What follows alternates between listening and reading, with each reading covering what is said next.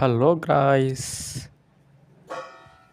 Village వంట ఎలా అంటే మునక్కాయ ఉడకేసి వడ వేసేసి అప్పుడు మళ్ళీ తాలింపు వేసినాక చింతపండు రసం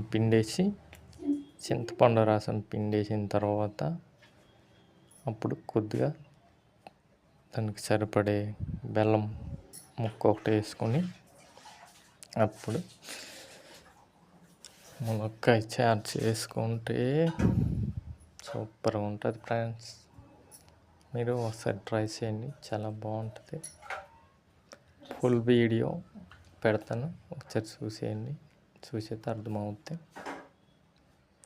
సబ్స్క్రైబ్, లైక్, కామెంట్ మీ.